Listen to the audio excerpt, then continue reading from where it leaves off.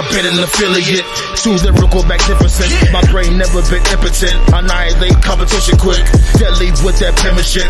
Right bars with ice picks, got a vice grip on a nice chick with nice lips. I like it. Stop my feet till it breaks the ground, equivalent to an earthquake sound. Grab your collar then shake it down, leave you at the lost found. Ground and pound your face mush. People with talent need a push. Nah, they gangsta aura was. Plus I thank them for the push. This beat makes me lose my mind. Grab your neck and rip your spine. Break that hammer Valentine. Gonna need some turpentine to heal up your bruised cuts. Right? Every day I'm losing fucks. Sorry about your damn luck. Drink that please, that's in my cup. I've been told you you're a waste. All you is a waste space. Get your hands up out my face before I have to catch a case. Drag your carcass on the floor so your flesh get ripped apart. Savage style you can't ignore. Already ate but feed me more. Fuck them, create my own trends. I don't have friends, I'm a monster among men. Fuck them, create my own trends. I don't have friends, I'm a monster among men. Fuck them, create my own trends. I don't have friends, I'm a monster among men. I bet you think you're gonna get away. Better hope and pray for a better day. You all my prey mentality, just another fatality. So bring down, we'll keep the crown. I'm aggressive with my style. Fuck that bitch, then smack a child. Monsters don't have time for clowns. In the darkness like a shroud. Locked on target, then a pound. Snatch you up, did it make a sound? Got you stressed, you lost some pounds. I'm a super heavyweight. Put you on my dinner plate. Collect your skulls, dig my safe. My brain is in outer space. I like space, but not the rapper. Spiteful with that shit, you bastard. Got you baptized like a pastor. Can create another disaster. Let me loose, I'll break the chain. Shoot one glass, don't feel the pain. All these motherfuckers sound the same. Caught my path, don't make a lane. Can't be tamed, won't never change. Mix my strength for Hulk Bane. Hang you from a window pane. Scary like the Mandalay. Then to the back is known to peace. I will walk, nigga, fuck the peace. Make sure opposition is deceased. All they do is call police. Now his mama wanna cry. The tears flowing from my eyes. Probably gonna testify. Split your body like a pie. Fuck them, create my own trends. I don't have friends, I'm a monster among men. Fuck them, create my own trends. I don't have friends, I'm a monster among men. Fuck them, create my own trends. I don't have friends, I'm a monster among men. I bet you don't gonna get away. Better hope and pray for a better day. You all my prey, baby, elevate. Just another fatality. Fuck them, create my own trends. I don't have friends, I'm a monster among men. Fuck them, create my own trends. I don't have friends, I'm a monster among men. Fuck them, create my own trends. I don't have friends, I'm a monster among men. I bet you don't gonna get away. Better hope and pray for a better day. You all my prey, baby, elevate. Just another fatality.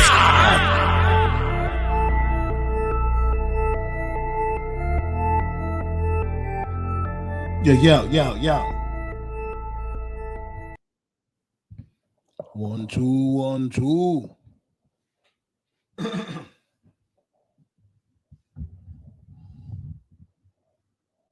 What it do though? Council Roundtable, episode 197. I think I got the spelling right. Everything copacetic. We got a new champion. We're gonna talk about it. Waiting for some more people to pull up.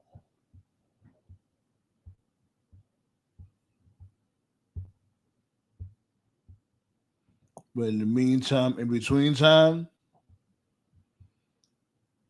play this track real quick. OTG! Yo, Saki, you're looking out for this one though. Word up. Better get ready when you in my 750. Better get ready when you in my 750. Better get ready when you in my 750. Nice with the guillotine, chopping to spaghetti. Better get ready when you in my 750. Better get ready when you in my 750. Better get ready when you in my 750. Nice with the guillotine, chopping to spaghetti. Sandman's here, gotta throw the confetti. Gotta celebrate, fill the glass with Henny. Gotta show a groove by staying on the move. Annoy you like a a pebble in your shoe. Never get a break, can't make the mistake. Got good choke like mace in your face. Go out of state and fill my plate. You know I had to do that. I come in with the boo bab. I need me a do rag. Go get it from the blue jab. I used to have a do rag. Had to remove that. Nope, couldn't do that. I've been that bad influence. Make you drink alcohol when you hear my music. Shot at the shot, can't take it, stop puking. Graduated from a human, now I'm a mutant. Beats just abuse it. Yup, I lose it. If Beats was a person, he'll have bruises. Better get ready when you in my seven get. Better get ready when you in my seven get. Better get ready when you in my seven get. Nice with the guillotine, chop to spaghetti. Better get ready when you in my seven get. Better get ready when you in my seven get. Better get ready when you in my seven get. Nice with the guillotine, chop to spaghetti. I got.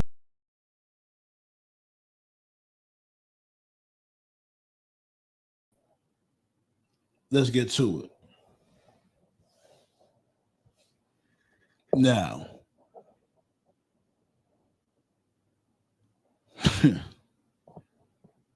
Becky Lynch, 7-time women's champion, right? You know, it's a feat. It's an accomplishment. People are already labeling her as the GOAT. And you know what? I'm really not mad at people labeling her as the GOAT.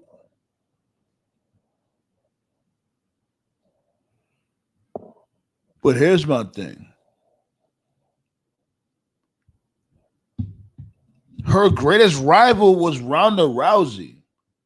Other than that, who was Becky Lynch's greatest rival?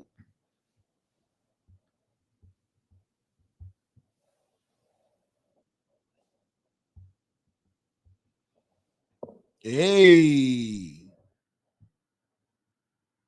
Black dominance. So Trick won the title tonight. So we got Trick, we got Swerve. Let's go. And we definitely gonna talk about that shit too, B. Like when it comes to white wrestling fans. I got mad love for y'all. But the ones that want to just throw shots at a black wrestler that paved the way or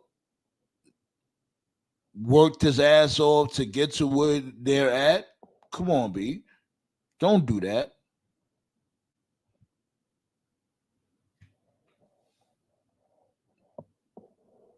Y'all had y'all time, and y'all still have y'all time. Let's really be real.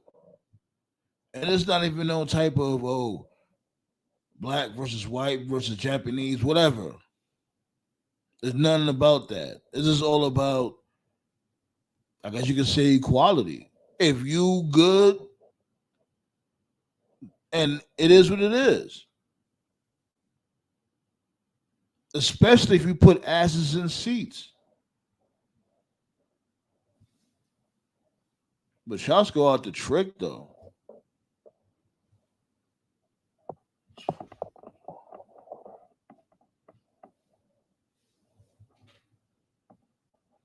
But going back to Becky Lynch, like, I think Nia Jax should have won that battle royal. That was hers for the taking. Nia Jax has been on a roll ever since she came back. And they already know how I felt about Nia Jax from before. She was trash. And she got better. She even slimmed down a lot. Worked on her craft. It's like almost a year since she came back, and she hasn't injured anybody.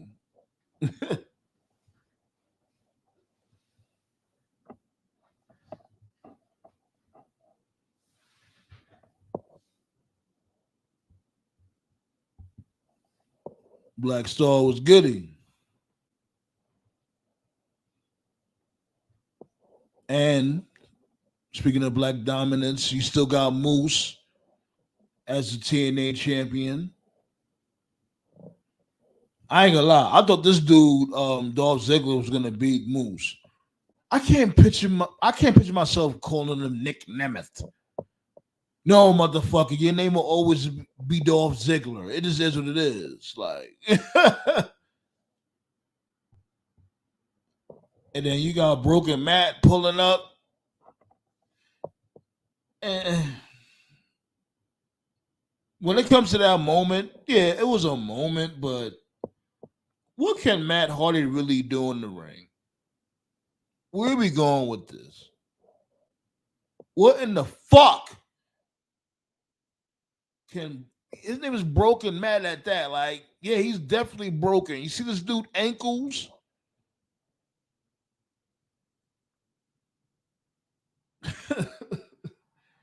This dude walk like a drunk cowboy.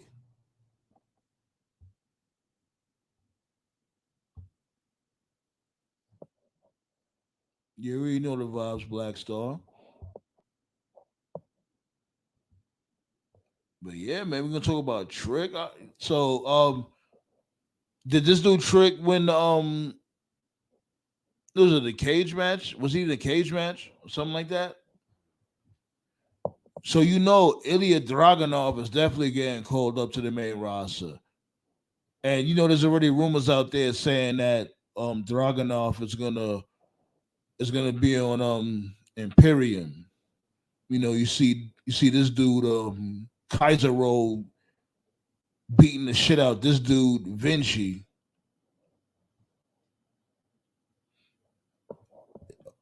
Are they going there with that when it comes to this dude?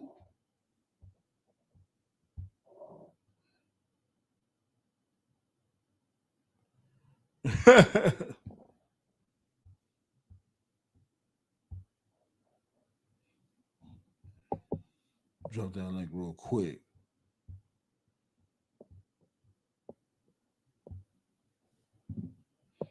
Black Soul said that means Dragunov is going to be in Imperium to face Vinci. Let's see how that works out. Mm, that would be a great match.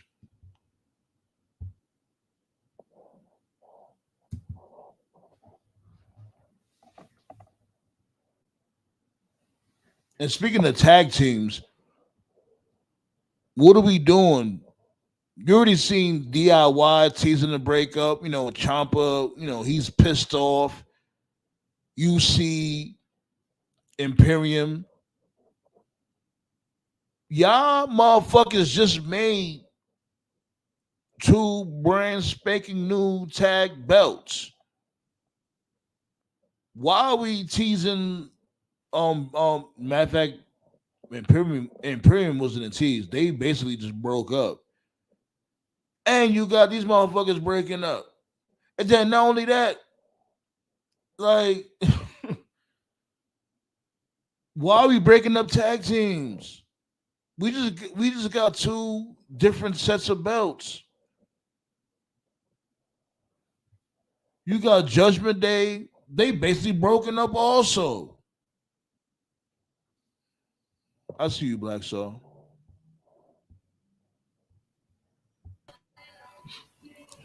It was goody. You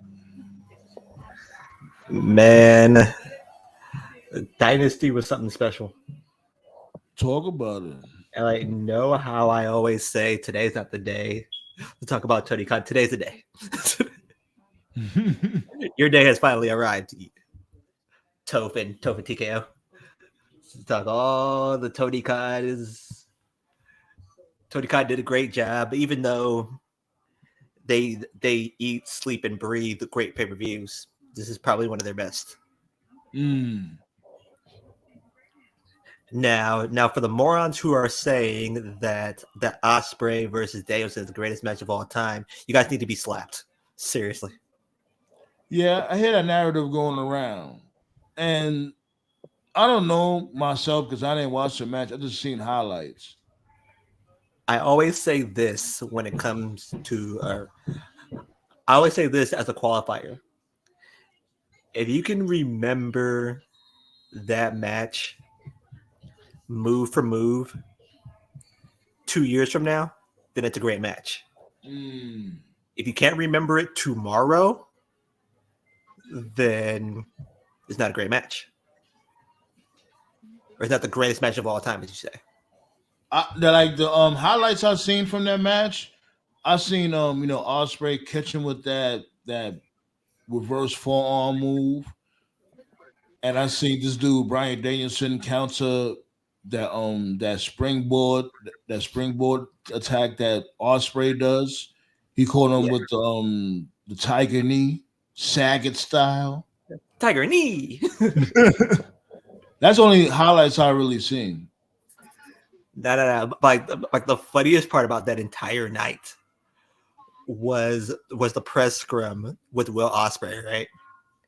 He was sitting there and he was apologizing to Triple H, saying that it was very stupid of him to enter into tribalism.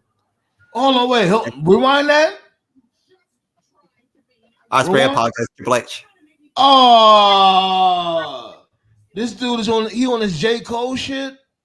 Because he knows what time it is. You're gonna be a free agent sooner or later. Oh, Ospreay is corny. He should have stood on that shit.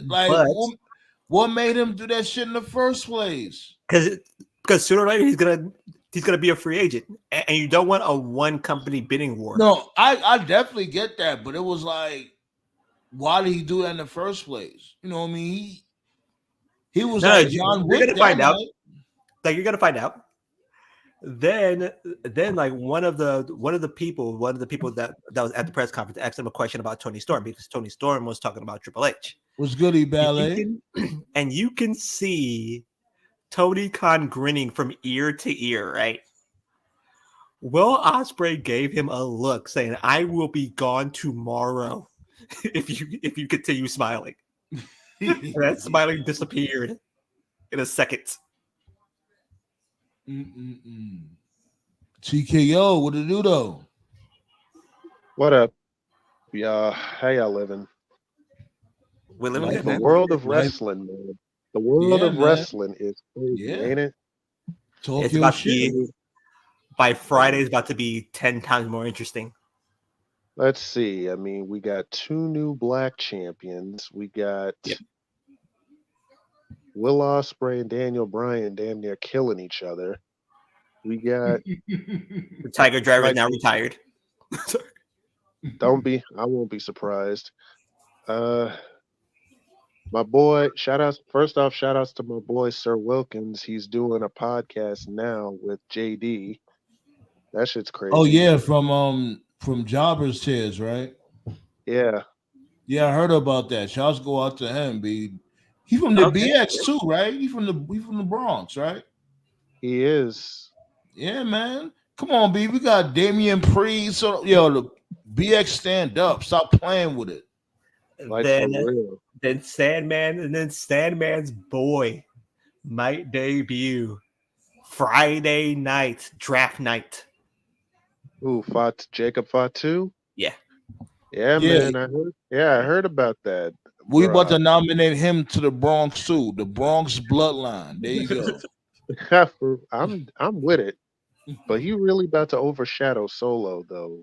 No, what's going to happen because nobody knew who ran over KO. It's going to be Jacob. That would be an interesting way to introduce him. I was thinking he was gonna not cost him, but he was gonna basically cost him the match. This dude Jey Uso, this dude Jey Uso be right there about to beat this dude Damian Priest, and then here come this dude, the Samoan Werewolf. The only way that happens is if Jay goes to SmackDown. Yeah.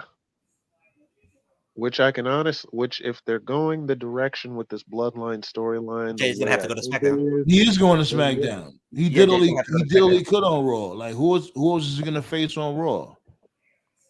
They could, for all they know, if they're really serious about Jey Uso being on his own, they could pull the trigger and make him the world champ. True, but if Jay goes to SmackDown, then the screw job pause. is in play. Well, then that means the Usos are going to reunite, and Oh, that means y'all need to stop jinxing that shit. I'm mean- not here to see the damn Usos unite. Okay, I how mean, about this? you That might shit is not not be- needed at all. I mean, How about you this? How about might this not for a be here probable? for it, but what else? But what else would make sense? How about this for a probable matchup? This might get you interested. How about Tama and Jacob versus the Usos for the WWE Nah. tag titles? No, I want to see Tama versus Jay. That's what I want to see. That's not going to happen. Then that is going to happen if Jay goes to SmackDown. That's inevitable. But but if the Bloodline storylines going the way I see it is, then you know what time it is. It's going to be Solo, Tama, Fatu versus Jimmy, Jay, and Roman, which is going to lead to Roman versus Rock. Yeah, that's going to be the War Games matchup. Yeah. And Roman versus Rock is the end game for next year's Mania. Yep. And The then bloodline never dies. Then Cody's going to be added to the OG bloodline, and Hikuleo is going to be added to the new bloodline. I don't even know how long And that's your 4. Well, we don't even know how long Cody's even going to be champion. So No, he's going to be added because he's going to get screwed. The Rock's going to screw him out of the title. Yo, The Rock's going to screw. Oh, they are. I do see Cody fighting The Rock at SummerSlam. I'm not going to. yeah, that's definitely gonna happen. Yeah, that's the more than likely matchup. That's gonna happen because remember they already planted the seeds. The Raw after Mania. Yeah, They're not gonna save that for next year. They're gonna Yeah, do but that the shit question at is- SummerSlam. Yeah, but the question is it going to be for the title? No, it should happen. Yeah, it Now, is this gonna is- be for the title. It This is, is yes. just me just being honest, right? No, it should happen. What should happen is that it should be Cody versus Solo. That should be the matchup. I'm not It's going to not- lie. It's not going to be the matchup. But I like Solo in this role. I'm not going to lie, but this man needs to start winning. Exactly. He's going to. You don't need to worry about that. Yeah, he's gonna be invincible a little bit, out of nowhere. Just out of nowhere, he's gonna be mad invincible and impeccable anything- with pain. I mean, if anything, what they should do is have Solo versus Roman. I would do that. Yeah, I wouldn't mind seeing that match. What kind of Batman? What kind of Batman, Toph? What is that? Your reference to Swerve, or the fact that Trick Williams won the NXT title tonight? Come on now. He doesn't watch NXT. He said, "How's Batman down with Brother Umar?" Nah, this is Brock when he found out there's 2 black champions crowned in just 2 hours. Oh man. Oh man. The round table's in the building, though. Oh man. We are complete. Yeah. Form like Voltron. Now let's get on our fuck shit. Let's But talk like, about I was surprised when Swerve won the title because I was so sure that they were gonna fuck him. They're gonna fuck him up. But I knew that was gonna happen. Like Tony Khan, if he didn't pull the trigger on that shit, he definitely would have fucking got a lot of flack for that. Let alone with the whole shit with the CM Punk and Jungle Bum incident. Man, If he didn't put the belt on Swerve after that, man, after that footage, I'm pretty sure Tony Khan don't want any more heat on him. exactly. He knew to plus Swerve winning the title, he deserved it. He was super hot right now. So No, like he deserved it. Like I totally agree with that. speaking of Jungle Boy, they actually brought him back. So I saw that a mile away. The second they talked about him during that sham of a footage tape, I was like, yeah, he's coming back. man, I knew that. I knew showing that footage on the air was a bad idea from the jump as soon as they announced it. I'm like, Jesus. I'm like, good Lord. But that was the clue. The clue was when they started talking about Jungle Boy out of fucking nowhere. Hey, I'll say this. You know what I'm saying? They did get a rating spike and they sold some T-shirts. So Yeah, they plummeted back down now. I'll give him some respect. He's not Jungle Boy anymore. I'll just call him Jack. He's Jungle Bum. That's his name, Jungle Bum. He fucking no. He's not Jungle Boy. He fucking sucks. That's what. And that's the thing. I was trying to give him a chance from before. I was can't like, even say that, man. There's What? far worse people that have gotten pushes than Jack Perry. Far worse people. True. Far worse. I get what you mean, though. Who? Do we need to go down the laundry list? Why not? We got time. Like it's about a mile. I mean, long. we may as well, especially after today, because earlier today, we had a voice message and, John was talking about, WWE wants to cut bait with people they're not using. And whether it's WWE or any company, I'm for a company releasing people who are A, not being used, or B, they're not making a dent. My problem is Pardon? I am not going to talk about WWE cuts until Omos gets fired. Right. Well, thank you. Yes. That's a good segue. That's a good segue. So I don't have anything against any company cutting bait with people that either are not getting over, not being used, not making a dent. My problem is I don't appreciate it when somebody as talented as Trevor, aka Cameron Grimes, gets cut and he didn't get a chance. And there's a lot of people that are on TV every week, and they're just not working. Either it's not working. You can tell by the way. You can tell by the way he was talking that really hurt him. Yeah, right. And I feel for him. He was tearing up and all that shit, man. Right, and I feel for him. I feel for him because I was watching him, and I know Sandman. I know you remember what I'm talking about. I was watching him like after TNA fell off, like when they was on fucking Pop. Nobody gave a fuck about them anymore at that point. That was when Jarrett was doing that GFW Impact merger shit that flopped and whatever. So I've seen this dude wrestle in front of legitimately. I've seen this dude wrestle in front of 25 people. So when he finally got his big break in NXT, even though it was during the pandemic, I was happy for him. Yeah. Right, because I was like, finally, this dude is finally being utilized by someone who knows what the fuck they're doing. And then when he got called up, he never got a chance. And so it's like, all right, you want to cut him because you're not using him. But I'm like, dude, fucking Almas sucks. You still got him employed. Exactly. Cross sucks. He's still employed. Austin Theory sucks. He's still employed. What are we doing here, bro? Yeah, there's a laundry list of people who needs to get fired, and that's 3 of them. Right. Yeah. I don't give a fuck that Theory's a tag team champion. He's a bum. Fire his ass. The fans don't care. Yeah, I ain't gonna lie.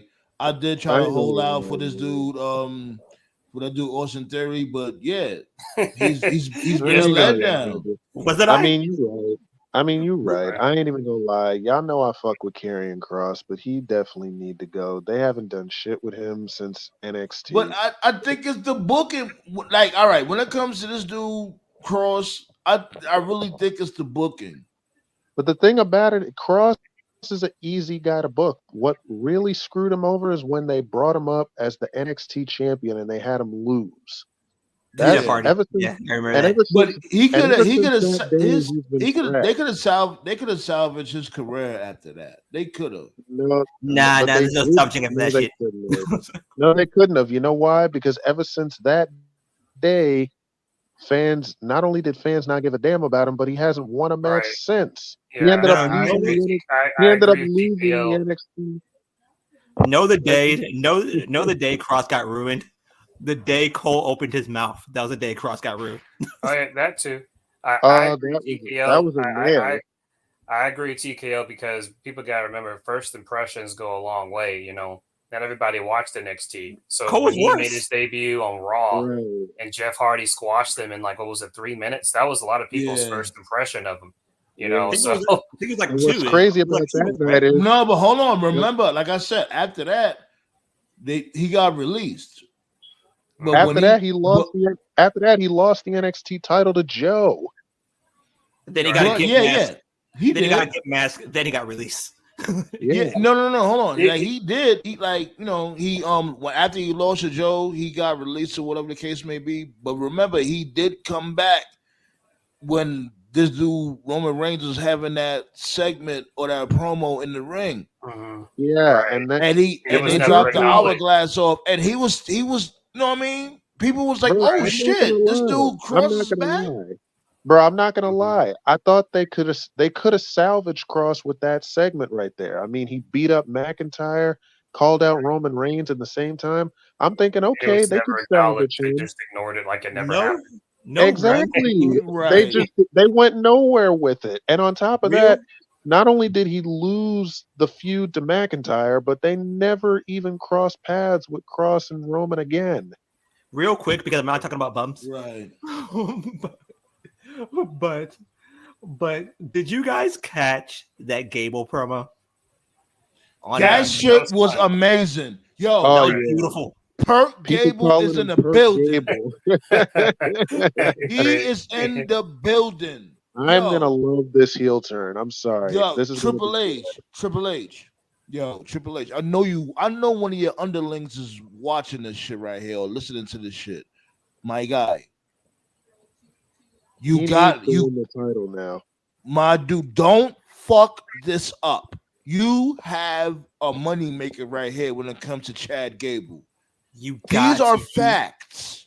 You got to add the Creed to make them team angle. Fuck that. 2.0. No, fuck that. Like I said from before, no. He don't need the Creeds. Like, I'm against the Creeds even being heels.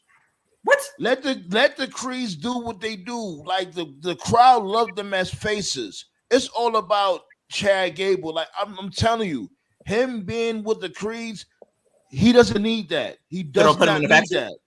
Don't put him in a faction. No, not yet. Okay. He doesn't need it. Like I understand what you're saying. Chad Gable, he good right now. Like he got the Alpha Academy as underlings and all that. You know what I mean? He does what he does with them or whatever. Maybe he just needs Otis. Otis is maybe good get some top from that bitch. What that bitch name is? That tall bitch. I gotta add. Also, speaking of Maxine, yeah, Maxine Dupree. You know, maybe but all jokes aside, that dude is going to be I'm telling you, top of the card. He just needs Otis, to be honest. Well, the story is there, man. The story is there. If you look at the roster, he's actually one of the few people that has a legitimate reason to just because I thought they were going to go the Bob Backlund route, where Bob Backlund just snapped all those years ago. If anybody he can still do that, and he can still do that. Yeah, right. I'm being serious. If you look at the roster from top to bottom, Chad Gable is one of the few wrestlers that has a reason to just fucking snap and just go crazy because this dude has been passed on several times, and you can take it as far back to all those years ago when Jason. Take it back to that Shorty G bullshit. It goes back before that. It goes back when they did the stupid thing with Jason Jordan as Kurt Angle's son, like Chad Gable. My black son. Right. That was the perfect one. Like it was a match made in heaven, but then Vince chose Jason Jordan due to shock value, and he just didn't do anything with Chad Gable. There's the Shorty G shit that you just mentioned. And then when they brought in, what's his name? The Olympian who just fucking disappeared, whatever the guy's name is, the one that had the charges against him in real life. Gable Stevenson. Right. They tried to bring him in. They tried to bring him in so he could be the new Kurt Angle. And it's like, dude, you already have one in Chad Gable. By the way, fire that. They've constantly just overlooked this dude. You know what? You know what's the thing though? I'm going there with this because you see the banner, Black Dominance, right? Right. Like they already fucked him up by saying he was the Black Kurt Angle. I'm going there with it. My black son.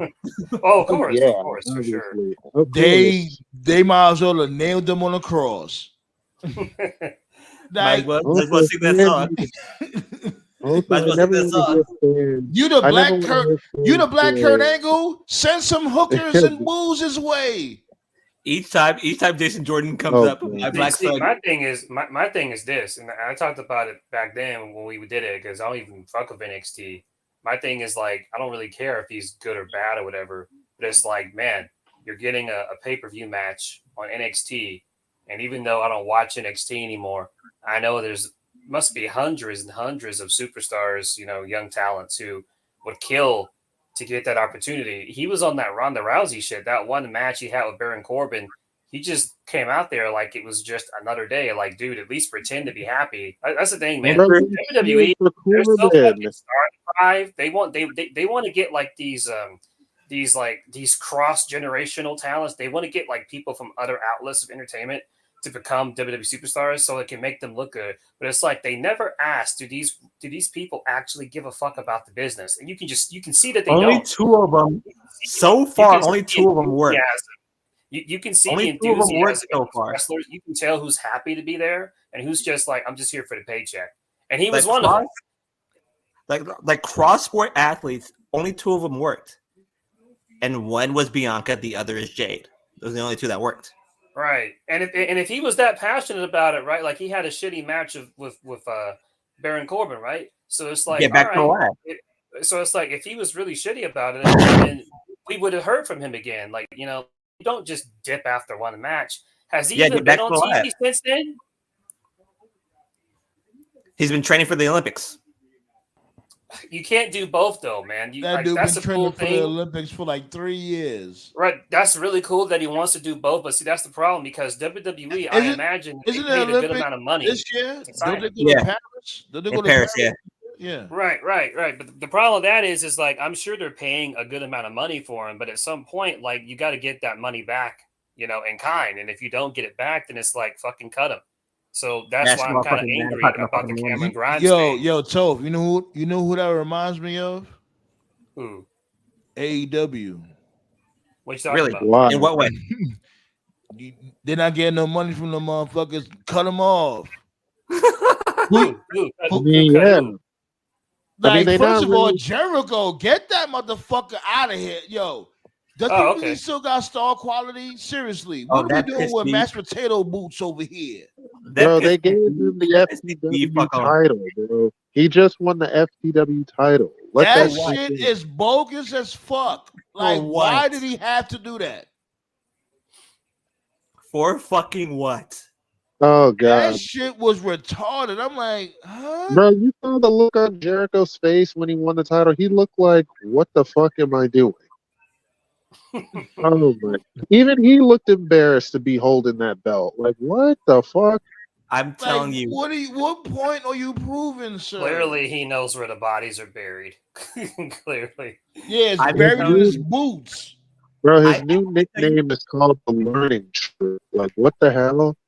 I can tell you this much right now. He's probably looking at Vince, counting the paychecks in his head right now.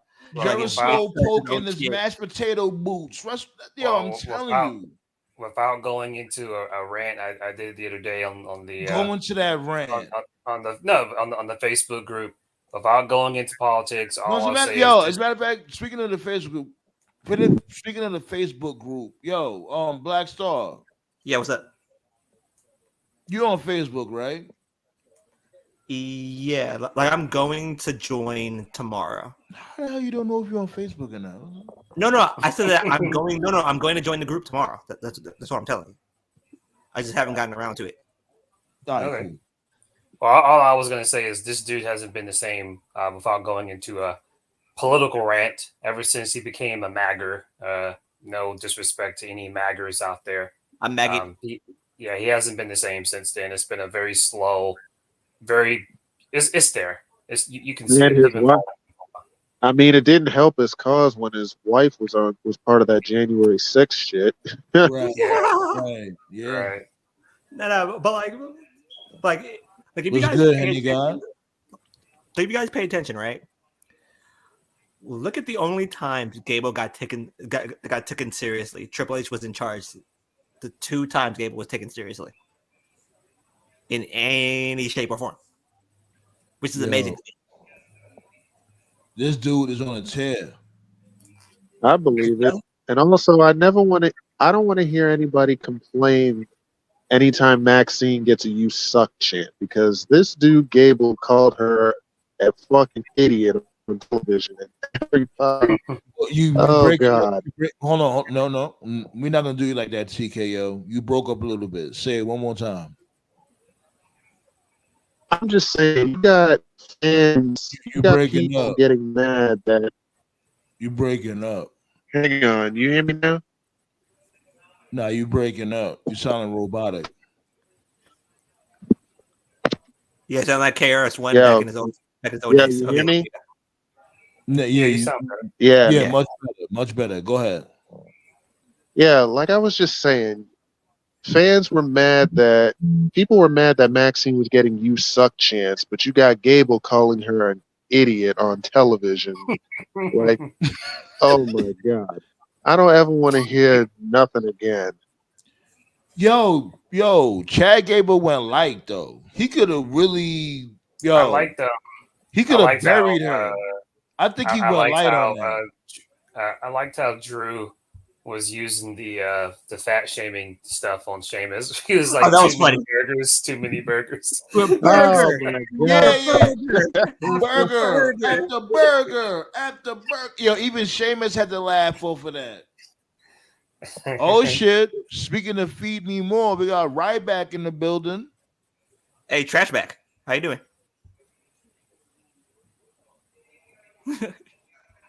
Yeah, Oh yo, my god. I don't know why, but Ryback always reminded me of Goombas from Mario. I don't know why. He just had that I forehead. would say this though, like when it comes to Drew McIntyre, like him trying to get over that shit. Oh, don't shoot up my kilt, you pervert. That it's really cringe. Like, please stop that. Like, I don't know why they're trying to get that over. It's really not it. No, like one of the best things, or like the comeback that that Sheamus had for that burger after burger line was kind of good too. When he said that I can lose the weight, you can't fix stupid. I was like, Yeah, he said I could lose the weight, but you can't lose the stupid, something like that. you can't fix stupid. Yeah, I mean, he ain't wrong. I mean, he ain't wrong about that. I mean, they kind of did make Drew look stupid at WrestleMania. it was a good segment. It really was. Yeah, it was. It was. Yeah, but where is it gonna go though? Is it gonna lead to Drew versus Sheamus in a feud, or Of Yeah, course are it they is. gonna be a tag team? most likely for Or the IC how's that title. gonna work? You know what I think is gonna happen? They're gonna be in the semifinals of the King of the Ring. Oh man, speaking of the King of the Ring tournament, man, they got who they got already? They got Drew, they got Xavier, and they They got got Gunther. the Ring General Man, Gunther. man, I would He's have said I'd have said Gunther was gonna win if Drew didn't enter. He's killing Xavier Woods. Gunther's winning that shit. I'm telling you, Gunther's gonna be in Bison this summer. Not Mm. he's gonna be Sagat. Gunther Sagat. Man, is there anybody else who should win it? I don't think so. Solo. I doubt Solo's even gonna be in it. Like, Nah, I Solo's don't not gonna know. be in that. Solo He's has not gonna no be in That's that. reason. unfortunate because King Solo does have a nice ring to it. King Solo has Solo. no that- reason yeah. to win Money in the Bank.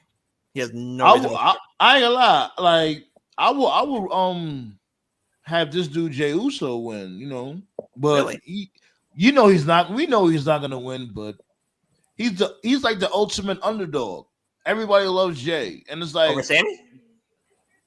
Sammy don't need to be in the King of the yeah, Ring. Sammy, yeah, he's an intercontinental. He got bigger fish to fry. No, like I'm talking about Money in the Bank because like right now he's the leading candidate to win Money in the Bank. No, you said Sammy. Like Sammy got bigger fish to fry. Like motherfucking this dude Bronson Reed.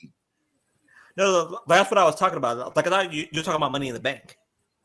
No, Oh. King of the Ring. King of the Ring. Okay. Yeah. Sammy ain't winning King of the Ring. He gotta deal with Bronson Reed. He ain't got time to wear a crown. Yeah, true. And we all know this dude is gonna beat Bronson Reed. Let's really be real. He'll beat Bronson Reed, but it makes sense for Reed to get the shot because he did beat Sammy leading into WrestleMania.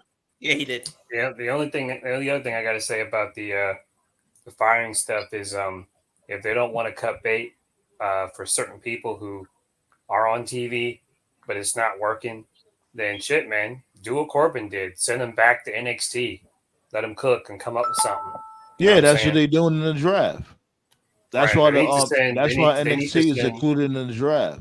Right. Well, if that's the case, they need to send Cross and AOP back to NXT. They Like, are there. That's what they're. They're already They there. just sent them back. all right, cool. Yeah, they're already there. AOP about to fight for the NXT tag titles next Oh, week. for the love So of God, they better win it. Yeah, they if they better do don't, I And don't see something. how I they. don't care if fans get triggered or if wrestlers get hurt. Like, dude, you're not fucking over. Just fucking go back and find something. So, Bro, and AOP you know is what? fighting You know what? Axiom Send and Logan Nakamura Paul. down there They too, good. because he ain't doing shit either. Yeah. No, I would send Nakamura to MLW. Fuck it. It's so random. Why? That was random. MLW. Good Send that lord. motherfucker to WWE Speed. Oh god. I'm so mad about that show, Nakamura. Like, yo, Nakamura should have beat Seth Rollins at least once. All that Man, manga, For the he was world Japanese, done, title, bro. He for was the done world after that title, Gender. Dragon no. Ball Z Dude, vignettes, all that extra he was shit, done and they when did Gender beat nothing him with that twice. shit. He was done when Bro, Gender beat him. Gender beat him twice. It was over after that. Like they we could know. have. I We thought know. they could have. I'm not gonna lie. I thought they could have No, I'm salvaged after that Nakamura. shit. I'm talking about when he was beefing with Seth Rollins and he did the whole I know. Vegas shit. I get what you're I saying. I'm just know. saying the fact that he couldn't beat Gender. It was over. He was never going to be anything after that.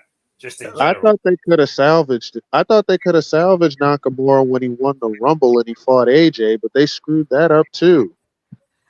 No one Like, how thing. do you fuck up a AJ Styles Nakamura match? No one thing. No one thing we know about about Nakamura after the Seth Rollins feud. We knew that he was bi because he knows about Seth Rollins' back.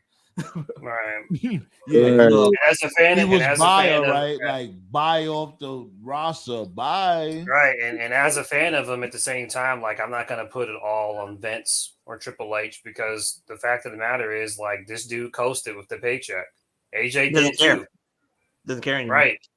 Right. That's Right. all we This wanted, dude, Ballet. Just one win. Just one win. this dude Nakamura is the new Dolph Ziggler for real. That's why, and I gave that same energy to old boy and Santana, because everybody was talking. Because I'll be honest with you, like when Santana and Ortiz, when they came to AEW, I wasn't really familiar with them. Everybody kept telling me how good they were in Impact. I didn't see any of that in AEW. They were both just coasting the paycheck. I got barely. They was barely an Impact.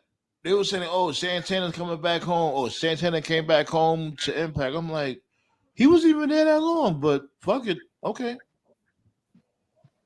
They were him and Ortiz were tag champs on TNA, so Them motherfuckers was there for less than a year. they were, and their last match was against the Lucha Bros, so I remember that. And that's what Impact will always suffer with, right? When it comes to their cheap pops, when it comes to signings and and shit like that. And AEW is falling into that same groove. Sadly enough, yeah. It's like there's no longevity. You're just going for that moment. And no, we gotta build stars. Why people don't want to build stars? That's all we ask. Like it's really not that difficult. Just build the stars. That's it. To me, it's kind of a wait and find out thing, especially with Gable. Gable's kind of like a wait and find out. Oh nah. Well, he's good. Chad Gable, he good. Bro, you talking about a wait and find out? Fans don't want to do that. I mean, they're already shitting on Cody Rhodes' title reign, and they're already shitting on. Come on, now. My bad. Go ahead, my dude. They already shitting on Cody Rhodes' title reign after 3 weeks, and they're already shitting on the fact that Becky Lynch is champion over Liv Morgan. Like what?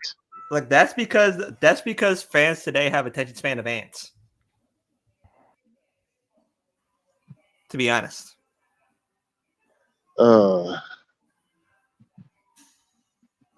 Man, fans today ain't got no patience or common sense. Like, yo, they was ranting about Cody Rhodes 2 weeks into his title reign. 2 weeks. And it's like, yo, this dude just had a whole weekend Were they going really against the ranting, bloodline. or are they just salty Roman fans? Because there's a difference. But yo, come on, my dude. You know, I throws up my motherfucking finger for the bloodline. You know I do that, and I'm not even on that type of time at all. I was saying like, yes, it's that time for him to move on. He done did what he had to do. He solidified. I was all good with Cody beating this dude Roman Reigns. 2 weeks later, oh, he's boring. He's doing this, he's doing that. Why is he not in matches? He's just talking, he's saying the same thing every single week on Raw and SmackDown. Like, yo, what the? Like, yo, he was the champion for 2 weeks. What do you want him to do? AJ versus Cody is going to be a great match. You got the draft cup. That's what I'm saying. Like, yo, you got the Bullet Club leaders facing off for the WWE Championship. When's the last time that happened? That never happened. Nope. Well, unless you want to count AJ versus Finn, but that wasn't really a feud. no, it wasn't. Well, this isn't really a feud either. So I find it weird that they've had the Good Brothers, AJ and Balor, all on the roster for like a decade, and they've yet to do an actual Bullet Club group. Like, whatever. I don't care about the Good Brothers anyway, but still. Them niggas are trash. To me, there are two great tag team matches that nobody's really talking about that I actually want to see. And if they pull the trigger, like, I think that it would be a great move. Or who?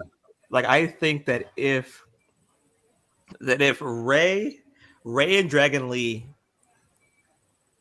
versus Tama and Jacob might be a very good match. Why are you so obsessed with Jacob being a tag guy, my guy? He's not a tag guy. Because that's what everybody's saying right now. That Tama and Jacob's going to be a tag team. The people that are saying that are the ones that have no idea who Jacob Fatu is. Yeah, true. Right. Which is funny because he gained so much buzz right now than he was when he was in MLW. Which is crazy because he ran MLW. Right. That's because as much as I like. That's because as much as I like MLW and I want to support the little guy, MLW, they just don't have the reach like that. That Court Bauer dude, he be getting salty when some of them dudes want to leave, like old boy Hammerstone. Hammerstone have requested his release. And then Court Bauer said no. And then back in the day before COVID got bad, Brian Pillman Jr. requested his release, and then Bauer said no. And I'm like, dude, like, what do you expect, man? MLW is a place for you to grind your teeth, but eventually, when you're ready to go to that next level, you go to a bigger Fed. That's how it works. You can only keep a guy like Fatu. Yeah. You can only keep a dude like Fatu in such a small little league place for so long. It's just a matter of time before he goes to a bigger federation, as he should, because more people deserve to see a guy of his talent. You know what I'm saying? Yeah, you're definitely right. They're ECW. That's what they are, and Kurt Bauer really doesn't know that. Well, see, I can't even say they're ECW because ECW at least that connection. I just gotta say this one thing: Josh Alexander and Hammerstone, excuse me. Yeah, that was a great match. Yo, these dudes got a fucking rivalry going on. Like, that rivalry right there is so slept on. That's like what, 2 matches they had so far? Right. Mm-hmm. Yeah. Their matches are great. And it is so slept on. People need to take notice. They're like the modern day this is going to be like a TNA analogy. They're like the modern day TNA, like Joe Angle. That's what their feud could be if they really got behind it. And I'm telling you, they're really on some Brock Lesnar, Kurt Angle type shit. I'm going there with it. Like, I think their next match should be for a title, though. Like, I swear, if AEW fucks up the Motor City Machine Guns, I would never. Well, you got to remember the Bucks owe a life debt to the Guns, so I highly doubt that. In fact, I wouldn't be surprised if they dropped the belts to the Guns. If I'm being honest, The I Motor mean, City they, Machine the Gun Bucks. should go No to offense, the Bucks. WWE. Man, no offense, Ain't the gonna- Bucks owe the Bucks owe their careers to the Guns, honestly. pretty So much. ain't Yeah. no way, ain't no The way first they're time gonna I take ever them. saw the Young Bucks all those years ago was when they did that empty arena match in the Impact Zone. That shit was pretty good Guns- too. Back the when they were Guns called crawled. Generation Me.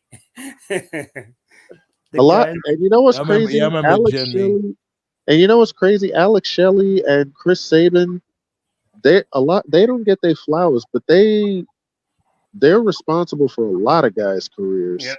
Yep. The Guns crawled. The Guns crawled so the Bucks can walk. The Guns Triple H crawled wanted so them. Triple H was for the first NXT takeover. He wanted the Briscoes and he wanted the Guns. He wanted to get those two and focus the tag division around them. And the Briscoes told him no, because they were the thing about ROH the for life. Briscoes. Pardon? They were ROH for life. Well, Yeah. it wasn't that. The main reason the Briscoes never took the WWE offer is because they run a farm business legitimately. And if they they took the offer, they would have had to leave the farm business, and they didn't want to leave the family just like that. And so they stayed. As far as the Guns go, I don't know why the Guns never went to WWE. They just I don't know. But That makes sense. Yeah. I'm not sure the Guns style would fit WWE, honestly. That's true.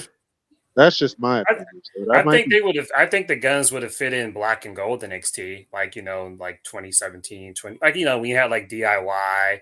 yeah, but that would have. American Yeah, but Alpha. to me, that would have been their ceiling. Honestly, Of course, yeah, for sure. yeah. Well, like I said, What man, you were the saying, Guns. to what you were Guns saying, would've Black been- Star, I can't even say MLW is ECW because ECW had connections. Paul Heyman was connected to Vince. Remember how ECW wrestlers would, make they cameos on were. Raw every now and then. Yeah. Because Court Yeah. Bauer, he doesn't want to do business with anybody. He doesn't want to do business. I think with that was WWE. I think that started at In Your House, right? Right. The very first time Just ECW wait, was Yeah, on the TV. first time. Yeah, the first time they brought up RVD and Sabu. I remember that. Right. Because the way that Court Bauer does it, he wants MLW to be his own thing, which I appreciate. But I'm like, dude, like in the modern wrestling world, you got to have alliances. You got to, because he But was I don't knock pissed. the hustle though. But you can't knock the hustle. I don't yeah, knock the I hustle, can't knock the but hustle. yeah, we don't knock the hustle, but people need to know who you are. Like your fan Right. base is just strictly hardcore. He gets offended. Colt Bauer gets offended because to the vast majority, AEW is where Tony Schiavone came back. But of course, Tony Schiavone actually came back in MLW, not AEW. True. True. All right, And then Sam. MJF is not an AEW guy. MJF is an MLW guy, which is true. But most people don't associate MJF as an MLW guy. They associate him as an AEW guy, which makes sense. I watched Marky D 123's video on MJF during his MLW run. I was all like, why didn't nobody see this? Like It was good. He was so much better. He was so much better at MLW, to be honest. Right. He was. I agree. And I liked I liked Brian Pillman Jr. with the little Hart dynasty they were doing there. But they're both better at. They're like, why didn't I see this? Like, it makes no sense that nobody saw this. Right. It was because NXT was just the hot trend at the time, and then AEW had just started. Nobody was really talking about them. They had a good thing going there for a bit there, but the business changes. So, but it is what it is, man. I'm happy for Fatu. I'm happy for Hammer, and I'm happy for all wrestlers who want to be on the bigger stage. Who got in the comp? Yeah. Like I completely understand. I completely understand like what you're saying. But like, who do you think is next though? While we're on the subject, in what way? Next person to be on the come up, kind of like Ricky, the next Ricky Starks, basically. That's what I'm saying. From where? From anywhere. There's a guy in New Japan named Gabe Kidd. He's pretty good. But he's not going to be in New Japan for long. Either Triple H or TK will come calling. But as far as like the next, nice. As far as like the next big like known person, I can't really tell you. You can never really predict those things. There was a guy on New Japan that I really liked, but he fell off in such a major way. Like I think his he was a part of the Gorillas of Destiny. Like this. Well, you talking about El Phantasmo? Yeah, I like him. Yeah. He's like a hybrid of like Edge and Omega. He's different. I like him. I was like, man, why can't Whatever happened to Bandito? Bandito was hurt, actually. Yeah, he's hurt. Yeah. Like, yo. That's Bandito. You know Bandito be doing that crazy shit. Yeah. Yo. Which means he's gonna get hurt sooner or later. After that match between him and Jericho, they should have did something with that dude Bandito. But the one person I want to see be on the come up is El Phantasmo. I like him. He's got a unique name too. Yeah. Yes, I like him. Like imagine him in NXT. Imagine him in AEW. He works. He fits there. Yeah, he definitely has the flashiness for sure. Yeah, he could definitely make it. Like I saw him once on TNA. I was like, "Who's that dude?" I think what's his name has potential. He's in TNA. Chris Bay, that's his name, right? I like him. Chris Bay is my guy, man. Him and what's that other dude name? Ace Austin. Yeah, ABC. I like that tag team. Yeah, ABC. That's a unique name. I like that. Yeah, that's a crazy. They are a fire ass tag team. Man. No lie. I think Cedric and the Adonis dude have potential, but WWE's not using them. Watch them get cut next. Watch them get cut. Like I said, Hold on. Cedric Alexander. Let's stick with TNA real quick. Let's talk about Rebellion. Oh yeah, Rebellion. Yeah. The broken one, Matt Hardy is back. Like you do the second that, yes, Enter Sandman started playing. Yeah. I ain't gonna lie. Sandman started playing. I was like, what? It was a good moment. You know what I'm saying? It was definitely a good moment. I say like the highlights. I wish they would stop using Moose as the guy that gets jumped by somebody coming back. Word. This is like the third time somebody's jumped Moose after a title defense. Like, damn. The second I saw that, I was like, welp, the dude Brock Lesnar is Matt Hardy, and Black History Week is now over. Well, they didn't have this dude Nick Nemeth win the belt, so I'm guessing they're gonna have him chase Moose, unless they give it to Matt Hardy, which I doubt. Yep, the second. Can Matt Hardy still go in the ring? Like Matt Hardy can go in the ring better than Jeff can. I don't know. That dude looked like his ankles is. That dude got magnets on his ankles. Jeff is a colossal fuck up. At least he came back to the company that gave him the most respect. So that's true. He went back to the word. Matt Hardy's best. Or maybe he had no choice. Nah, his best run was on TNA. Like, let's be real. Like the broken. I am being real. That it's only going to be for a cup of coffee as the so-called Wyatt 6 gets loaded up. I am being real. Like, I don't think WWE gave Broken Matt an offer. True. That's because they didn't understand it. And I love Broken Matt. I do, but it's like I think he took that deal for TNA because where else is he gonna go? He never signed, he said. I think he's a free agent still. Oh, well, that's good. Smart. He's gonna pull He's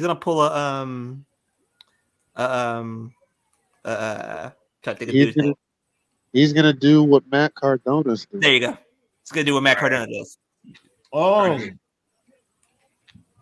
you remember?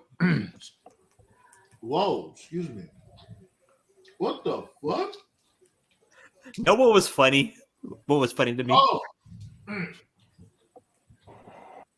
No, what was funny to me? I was watching old YouTube videos, right? And like I was in a ROH rabbit hole, right? And like I saw Matt Hardy at ROH. I was like, what the fuck happened with all this? And like I was just like continuously watching the shit, seeing him team up with Kevin Steen. Oh yeah, that was the prototype to Big Money Matt. Low key, his best work. Big Money Matt was great. I am iconic. Yeah. Like at the time, like see, that's what Jericho needs to do. Jericho, what he did was Matt. That was like when because Matt was in Ring of Honor, and the Ring of Honor fans were like, "Dude, what's this dude doing here?" You know, because he was washed up and he wasn't really, and he had gained weight. So Matt, like, he fed into he was a face at first. And he was a face when he first came, right? Oh, yeah, he was a face. He was a face when he first came, and the Ring of Honor fans didn't like him. So Matt fed into the hate, and he turned it into a character. He reinvented himself, but it was the prototype for Big Money Matt. The original Kingdom was Matt, Adam Cole, Matt Hardy, Adam Cole, Maria, Matt Taven, Michael Bennett. The best version of the Kingdom, as far as I'm concerned. Then he left Ring of Honor and went to TNA and did Big Money Matt with Rebby. And then that transitioned into Broken Matt, which is what he's most known for. But I thought Big Money Matt was his best work. To me, that's what Jericho needs to do if he's going to insist on sticking around. He needs to feed into the fact that nobody likes him anymore. But Jericho's playing coy as if like, oh, why are you bullying me? He's being fucking stupid, trying to do like that Homelander bullshit. Get the fuck out of here. So the greatest TNA match of all time, and I don't give a fuck what anybody says. Was the final deletion between Matt and Jeff? Which was so funny. Yeah, I liked it. When I watched the final deletion for the first time, like legitimately, when I watched the final deletion for the first time, I haven't smiled that bad. I haven't smiled that hard since I saw fucking the Power Rangers in 1993. That's how great that shit was. I love the first match, the first final deletion. I'm telling you, that shit was awesome. And I was like, holy shit, what was I watching? But that was like awesome. It was just so creative. It was so creative. Like you knew you was in for something special when the drone came up. It said the final deletion. Oh, Vanguard 1. Vanguard 1. Yeah. Yo, my God, that was amazing. Yo, I love those cinematic matches. I love the first final deletion, and I loved the second one where they did the Hardys versus Decay. That shit was Senior Benjamin. What I loved the most about Broken Matt was his nicknames for people, calling the Young Bucks the Bucks of Youth, calling Triple H the man with three H's. Senior Benjamin just like made my day because he was looking at Matt and go like, what the fuck are you saying? How much you want to bet that Broken Matt's gonna call TK the ice cream man? That's what it's gonna call him. Oh God. You are the biggest hole of an ass I've ever seen. Jesus. And then when Matt used the lawnmower to fuck up Jeff's logo on his lawn, I was like, oh my God. What the fuck am I watching? And I love every second of it. Yeah, see, Matt, he still has some stuff to give. Even if he stops wrestling, he could be like an agent, a booker. He'll be a great agent. He could be. I would put Matt as part of the creative shit, as the creative of mind he has. That was awesome. Like right now, the best agents I think in wrestling right now are Abyss in WWE. Yeah, I heard Abyss be doing his thing, and so does Bobby Roode. Yeah. Bobby Roode is great too. TJ, they be producing matches. Tyson Kidd is good too. Natalia's husband. Oh yeah, TJ Kidd. Yeah, he been producing good matches. Yeah, like they all do great matches. I was all like, man, like why weren't they hired in the first place? I was like, oh yeah, Vince. Yeah. This dude was there at the time, TJ. But he was there, but he didn't have as much creative freedom as he does now. Like Abyss wasn't there. I know that. Like Abyss came in when Yeah. Triple H came in. The bitch was there. The bitch was there too. He was? Yeah. When? another guy who's really creative, and I never really understood why people give him shit. Eric Young from TNA. One of the coolest things. No, he did. Eric Young is great. He was a part of creative. Eric one Young of the most creative. is One of the most creative he's things. So, Eric Young. He's so creative. He is a big creative mind. He is. One of the most I wanna creative take a things. moment. One of the most creative things I've ever seen in wrestling was when he was in TNA. This is a while back. That fucking title that changed names so many times. What was it? First, it was the Legends title. Then there was the TV title. There was the global title. It was. We turned it to the international title. I remember that. Right. When they turned it into the TV title, EY was doing the stupid gimmick that R-Truth is doing, where he was dumb. So he did this gimmick in TNA where instead of defending the TV title against wrestlers, because it was the TV against title, TV stars, I remember that. Yeah, against TV stars, and they got Jason Harvey, that's the older brother of Kevin Arnold from the Wonder Years, to like do referees. And it was like every week he would just be like in some random location, like a gas station, park, having like a match against a random celebrity. It was. I remember hilarious. that shit. Yeah, that was like when TNA was really creative. Like I was a huge TNA fan back then. Like stuff like that is different. We don't really see that anymore in wrestling. I love stuff like that. Also, I want to shout out to Eric Young and wish that man well. Dude almost got his ear severed off in that match. Oh yeah. He said that story. Yeah. Who was he fighting against? Kazarian in that full metal mayhem match. Well, time to delete that. Was that a Rebellion? Yeah. Right. Like Kazarian's another one. Kazarian definitely he should have been the heavyweight champion for like a short period of time. Like I remember like Mankind did this promo, right? And like he was talking about like all the scars. And he leaned and like he turned his face like off of the hard cam. Like I think it was during his interview with JR.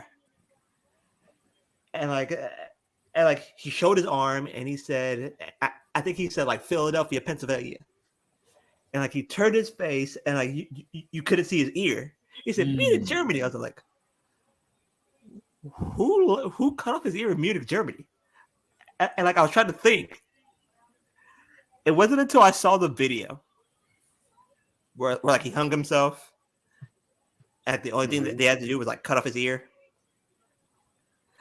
I was like, oh yeah, that's how that happened. I was like, you just lost me. What the fuck did you just say? This? Okay. Like back in what the hell was what's going on? He's talking about the Metro. Back in WCW, back in WCW, he was facing Vader, and they loosened the ring rope so he can do his hangman spot. Right. And like what happened was that like they loosened it too much. So like he was literally like real life hanging himself, like he was choking to death. So the only way that he could release the pressure off the ropes is to cut off his ear. Right. Wow. And the most gnarly part about it was the referee picked up his ear, put it in his pocket, and then gave him his ear back when the match was over. So unreal. Yeah. Well, props to the referee. At least he got it back.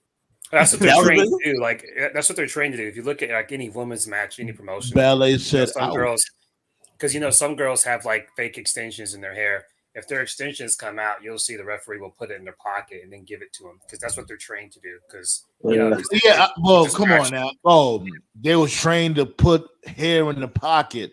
It's not like no. They're trained to take anything. No, they're trained to take anything out of the ring that's not involved with the match out of the ring. I just think it's not the same thing. Like somebody's ear to somebody's hair. The referee That was probably the didn't I don't realize think. it was Yeah, here. but He may have nobody. thought it was something else. Who Yeah, but knows? nobody predicts a body part falling off of you in a match. that was bro. that was the day I found out. That was the day I found out that Mick Foley must have done crack in his past life. All right. Because the shit that he for- goes And through. man, kayfabe was so God. good back then. I remember like when Kane used to have the fake eye. I thought that was real, but it was kayfabe. He just put a contact in. I really Yeah. did think for the longest time he lost his eye. That's how believable the Kane character was to me as a kid. I mean, the way he wore his mask, it kind of looked like he did. So Right. Like there's like so many, not like weird wrestling stories, but like there was so many like outrageous wrestling stories. Like when Vader popped out his eye against Stan Hansen. I didn't think that was real when I first saw that. I was like, oh damn. They're like somebody like there's like a YouTube video that said that like when Vader came to WWE, the only thing that they don't have to show everybody was that video where his eye popped out against Stan Hansen. They're like, yeah, I'm not a person to be fucked with. Like I hope one day reattached somebody. my eye. I hope someday someone goes into detail about that story. Shawn Michaels ran from The Rock. He locked himself in the locker room. I never heard about that. I never heard about that. Yeah, I it was never heard first about that SmackDown. one. That was a chair shot. The first SmackDown when he gave. Yeah, Rock the first SmackDown, and like Shawn Michaels walloped the Rock with a chair. Yeah, he kicked I him for thought real. I thought he super Yeah, kicked. super him. kicked You him for mean- real. Yeah, he kicked him That's for real. the- That's what happened. Now he Right. kicked the hell out of the Rock. Right. As the story goes, it was Rock, Triple H, main event. I forgot who the champion was. I think Triple H was the champion, but it was the main Oh event. yeah, I for remember that SmackDown. match. Yeah, I remember Shawn was that the match. special It was guest. Right. Shawn was the special guest referee. As the story goes, it was supposed to go to a DQ. And as the match went on, that was the finish. And then like the finish changed as the match was in progress. And so someone told Shawn to super kick Rock. And so Rock, he set up the people's elbow. And when he did the people's elbow, Shawn gave him the super kick. But it was like the stiffest super kick he ever gave anybody. bro. I saw that. he tagged I Rock for saw real. that super kick. I saw that Right. super kick. I was like, damn. Right. So after the The show Rock- was over, That's Shawn Rock got to out this of day Dodge. still owes him a receipt for that. Right. So after the show was over, Shawn got out of Dodge and he went in the locker room. And then Rock, who was described as being a pretty cool guy at the time, was fucking pissed. He was like throwing over monitors, throwing over tables. He was like, "Where's that motherfucker, Shawn?" Apparently, it took like Triple H, Mankind, Taker, Kane, and like one other person to like talk Rock down. And like that was the last time Rock saw Shawn. Like, I think he didn't see Shawn again until he inducted his dad in the Hall of Fame. That's how long it was. So, yeah. I never The knew So about it. anytime Rock shows up talking about how much he respects Shawn Michaels, I'm like, this fucking guy. Like, dude, just be honest. Just say you don't fuck with Shawn Michaels. Just say you don't care. The He one can't. story, He's a machine. the one Man, we story got- I can't wait to hear was when Vader fucking punked that Kuwaiti New Oh yeah, Jersey. remember that shit, right? When this dude was the number one contender, and him and Undertaker had that interview. Undertaker was a heavyweight champion. I remember Hey, that. we- Best part of the interview was Taker's face. Taker had that look like, don't do it, don't do it, don't do it. Taker was the only one to stay in character. So I'm like, well, Taker was the champion. He knew he had to, but Jesus. Oh man. Like Jesus. What's that one dude's name? Was it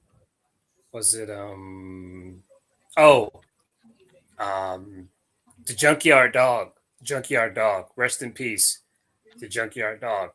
He had the craziest kayfabe story. They told it on Dark Side of the Ring.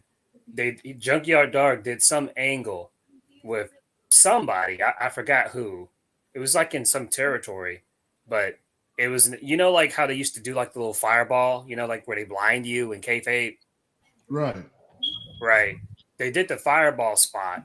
So they did a story where the Junkyard Dog was blind. He wasn't actually blind, but he sold it like he was blind. Now remember, kayfabe was real back then, and so when he got the fireball spot, the wrestling fans in the audience were pissed, and there was this one fan who was next to Junkyard, and he was like, Oh, I know, "Don't worry, I know this story.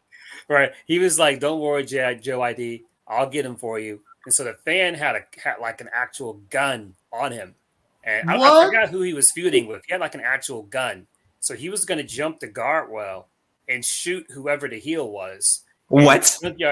And Junkyard Dog said like that was like a lose-lose because kayfabe was real. So if he that was when to kill him over. He really trying to sacrifice the story. Like what? right. So if he knew where the fan was and if he spoke to him, then he would break the illusion of kayfabe and the fan would know that he wasn't blind. But then if he did nothing, the fan was going to literally jump the guardrail and shoot whoever the guy was. That is crazy. But as it turned out, some security guard was there and took the gun from him. So it saved them from a fucking PR disaster. So, Yeah. PR. Never mind his death. It's all about the PR.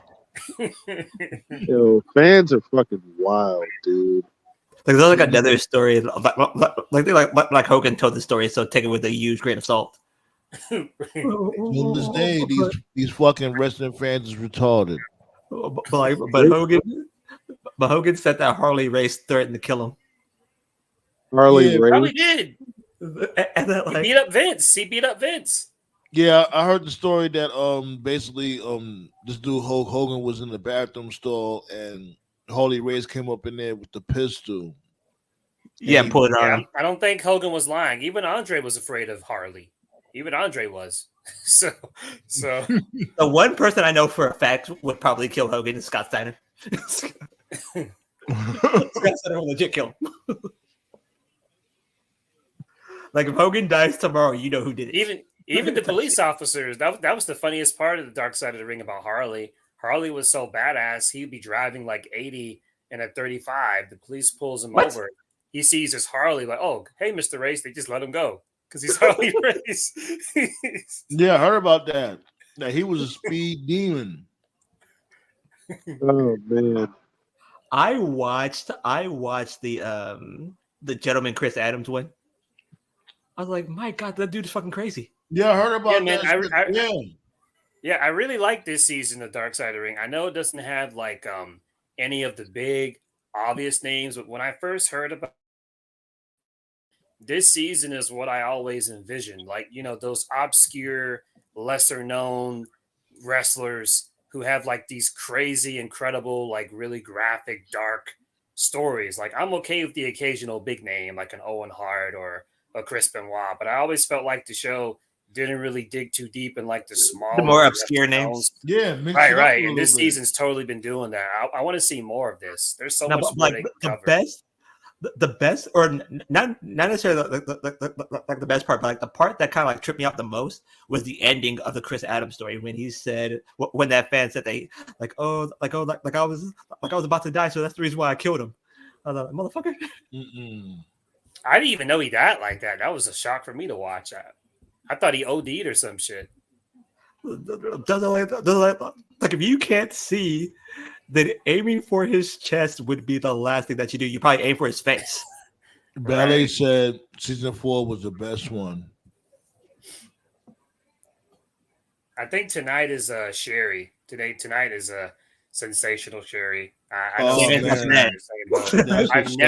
never cared for the scary Sherry bullshit. She was a very beautiful lady. Yeah, she was.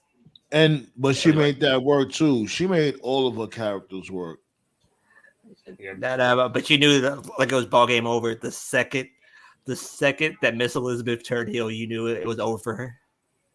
Remember that wedding with her and what's that dude named Tennessee? Tennessee. Oh, Colonel Parker. Colonel Parker. Yeah. All right. Colonel Parker's funny. That's how you know someone's a baddie. You know someone's a baddie when my whole childhood I thought she was like mixed or black, and she was just a white chick. But I thought she was like Spanish, Dominican, Right. something like that. That's what I thought too. I was like, "The fuck?" That's when you know. Yeah. That's when you know you're cool. Just like a lot of people thought Scott was like. They thought he was like Cuban for real. Like, nope. But he pulled it off so well. The best part about Scary Sherry was when Booker T said the N word on pay-per-view, and you could see Sherry have the biggest smile on her face. And she's just kind of like, cool. It's gonna be all right. It's gonna be all right. It's gonna be cool. That was like she saved the segment with her smile and like her just kind of consoling Booker T. Like it's gonna be all right. You're not gonna get fired. Everything's gonna be cool. Man, Jake got more lives than a cat, bro. Is so blessed he's still with us. She did take yeah, definitely, yeah. Shit. Right. I only have one comment to add on the Osprey Danielson thing. Well, really two comments. Number one, I don't really give a shit about star ratings. Never have. I've never talked about star ratings ever. Not once on the roundtable. Bobby the Brain Heenan, God rest his soul, he told Shawn Michaels and Kurt Angle after WrestleMania 21 that the match they had was the best he's ever seen. Was the best match you ever saw. Yeah. I would much rather take a compliment from a legend like Bobby the Brain Heenan over any star rating from any journalist. That means way more to me. So I don't give a fuck if Kurt Angle never had a 5-star match. To me, he's a 5-star athlete, period. So, but as far as the match itself goes, Osprey Danielson was a great match. So I'm not going to be ranting on the match. What I will be ranting on is just the drivel on social media. People calling it like the best match ever on both sides, those who agree and those who disagree. And the reason why it annoys me is because that match that Danielson and Osprey had, great match, but like we had matches like that on like every single takeover, you know? And yeah, that's why the fans universally loved it. But it's like when you get that kind of match outside the WWE bubble, it makes fans feel some kind of way. And it's like, dude, like, yeah, Danielson and Osprey had a fucking great match, but Adam Cole and Gargano had great matches. Gargano had a better match, I think. Had great matches. Sami Zayn and Nakamura had great matches. Like we got that the type of match they had, we had like at every takeover, like 5, 6, 7 years ago. And there was no best match ever. It was just good. So anyway, I guess what I'm trying to say is people just need to fucking chill. Just enjoy your wrestling, whatever. I know I'm very opinionated, but I never talk about like, oh, that's 5-star. That's I don't give a shit. I really don't. I don't need like let me piggyback. If match is good or not. Let me piggyback off what Toph just said. And I said this earlier in the show, and I'm going to say it again. That if you remember the match 2 years later, then it's a great match. If you can't remember it tomorrow, then that is not as great as you thought. Great matches you'll always remember. You'll always remember Bret Hart versus the British Bulldog. You always remember Bret Hart versus Stone Cold. I think at like WrestleMania 11, right? Yeah, you're right. Yeah, you always remember those matches. Shawn Michaels versus Undertaker. Yeah, Shawn Michaels versus Undertaker. Shawn Michaels versus Ric Flair. You always remember those matches. Shawn Michaels versus Kurt Angle. Yep, that's what makes a great match. Right. Chris Jericho against Shawn Michaels. Yep. Yeah. Yeah, you're right. The great matches you'll always remember. If you forget about it tomorrow, then it's not a great match. So those guys who are saying that it's the greatest match that you ever saw, you were born in 2003 and shut the fuck up. Wolfpack was good though. But you got a point though. And that's why I say story is always key. You know what I'm saying? Like, you can have a great match. Anybody can have a great match. But why should I give a fuck? That's it. Yeah, pretty much. Right. To me, a match is either a good match or it's not. That's it. I don't need a rating. I don't need stars. Every match I've ever seen, I either liked it or I didn't. Simple as that. Right. I can say this. It was the best match of the week. I can say that. Like it was the It'll best be match. a match of the year contender. It'll be Yeah. a match of the year contender. But dude, Match of the year, yeah. The greatest match I've ever seen. No. But was it a great match? Yes. And also one last thing, fans, and this is the thing that doesn't get talked about enough. The fans absolutely can make a. Let me say this slowly. Fans who react to a match, okay, the fans are the third man. If you have a good match, but the fans are into every move, then it takes that good match and it makes it a great match. Yep.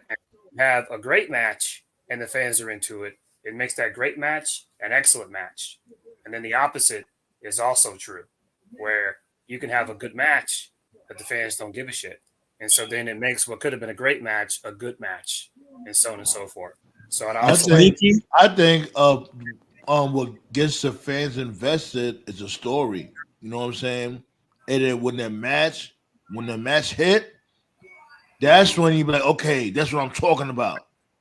The only time where I would say a story is void is if the match itself is a spectacle, like Rock Hogan, because that didn't really have a story. It didn't. But it was a great match. Right, because it was a spectacle, the fans liked it. I would describe Danielson and Ospreay as a spectacle because that is the type of match that you thought you would never see, and so the fans were just into every move. So, but you rarely get those matches. Like you'll get those matches like once a decade of that. So wait, hold on. So they ever fought before? No, never. Wow, never. I never knew that. Right. So that was actually one of the few times where a dream match lived up to it, because that's an overused term. That term, oh, this is a dream match. That's a dream. Because people don't understand what the fuck a dream match is. It's called a dream match for a reason. Yes. It's impossible. So for me, a dream match would be Eddie Guerrero versus Trick Williams. That's a dream because Eddie's dead. You know, we can't get that match. A dream match would be if you took a wrestler who was retired like forever and they came out of retirement to face like a full-time guy.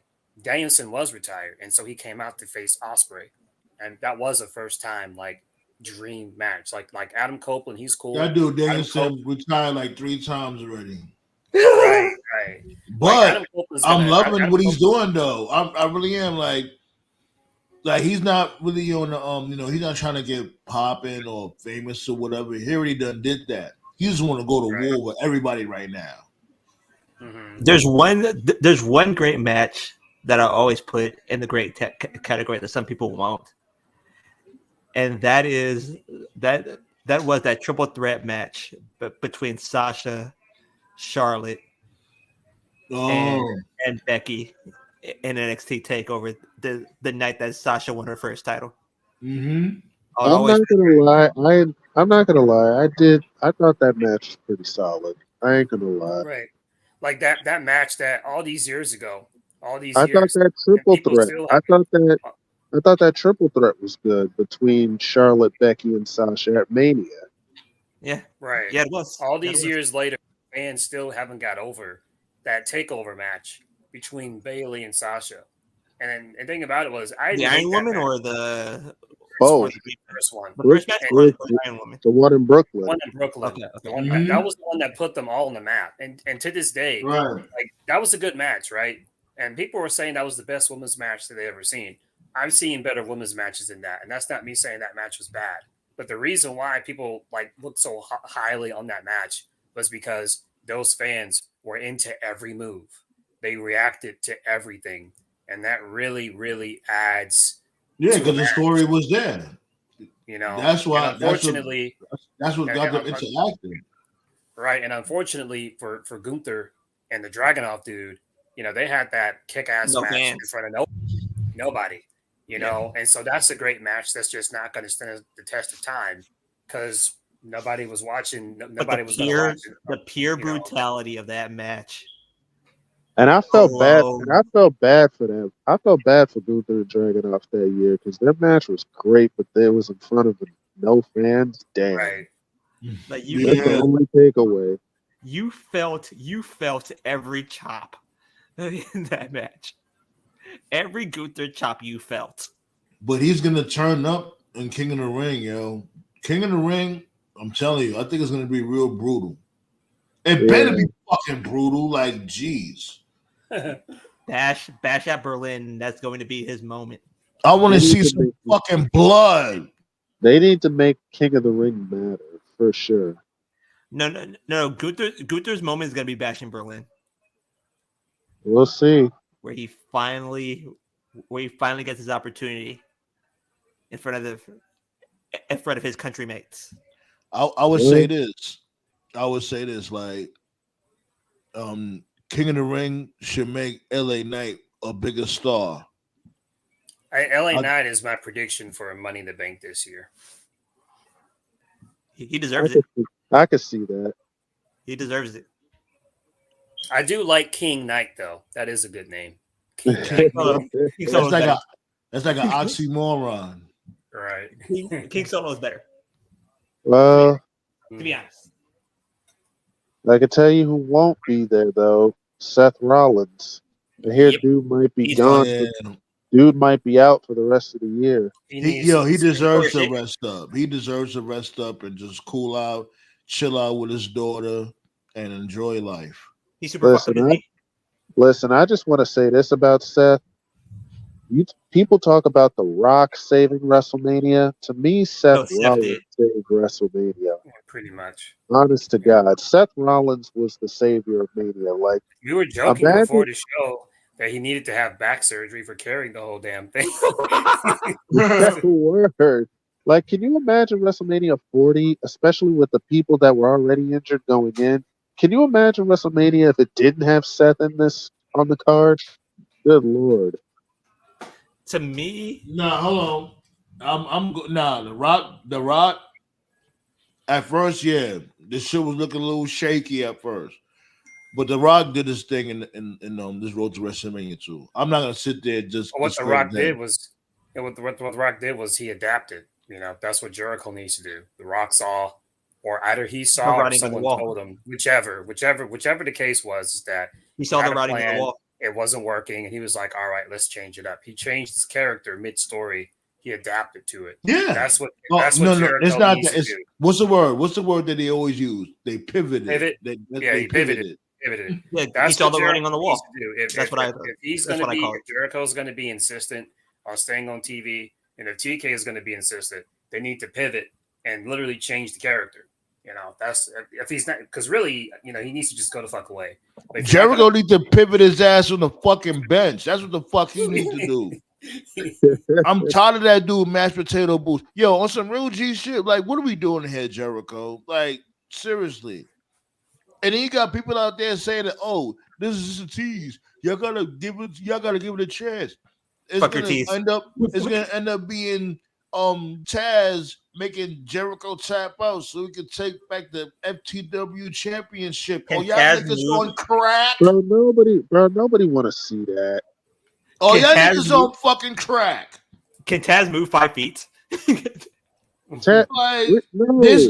there's no positive outcome when it comes to this whole angle. We'll be going after this dude Jericho's the FTW champion. We'll be going after this. What are we doing now? He's a new wave. I don't know what, man. No, man. Jericho is fucking pathetic, yo. Yes, he The is. FTW title, though, bro. Like, It counts. He's the new wave. this shit goofy as a bitch. But the FTW title, Jesus. Now what's next for Hook? Now Hook is gonna be on the chase for the FTW championship? What? Why? Unless this confirms that Hook is going to NXT. I'm putting him on his 2 week deal notice doesn't run right out now. his deal doesn't run out until the fall, so there's still some time left. Okay, then you'll see him in Battleground. Shit, if I was Hook, I'd be the fall guy and leave that damn company. I don't know. We'll see. Give him the second. The second the 3 counted. Hook should have set his 90-day notice. Well, it's That like I nigga- said, man. Some of these Tony wrestlers Khan are too bogus. comfortable. They got to come out their comfort zone. You know, like I like Hook, but like, all right, it's time to move on.